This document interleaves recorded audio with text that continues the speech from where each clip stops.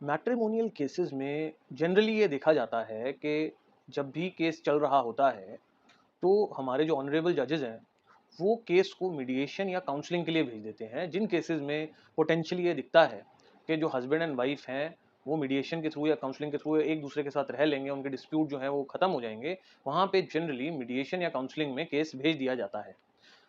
हम भी यही कहते हैं कि मीडिएशन या काउंसलिंग के थ्रू जो केस है वो खत्म हो जाए। बट इसके अंदर जो ध्यान रखने वाली चीज़ है, वो ये है कि जब भी आपका केस मीडिएशन या काउंसलिंग के लिए जाता है, तो उस टाइम पे आपने किसी भी प्रेशर में आके या कॉन्फिडेंस लूज़ करके सेटलमेंट नहीं करनी है।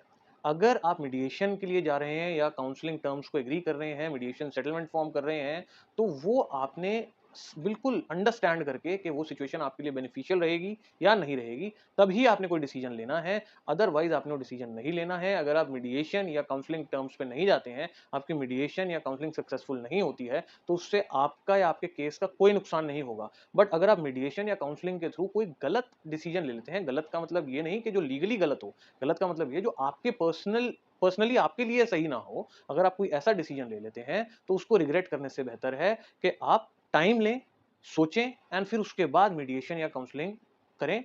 मीडिएशन के लिए जब भी आपको भेजा जाएगा या काउंसलिंग के लिए जब भी आपको भेजा जाएगा, आप फर्दर डेट्स ले सकते हैं। तो पहली डेट में आप सिचुएशन को समझें कि जो मीडिएशन में आपके लिए सेटलमेंट आ रही है, क्या वो आपकी फ़ेवर में है कि नहीं है? आपको उस चीज़ का बेनिफिट मिलेगा कि नहीं मिलेगा?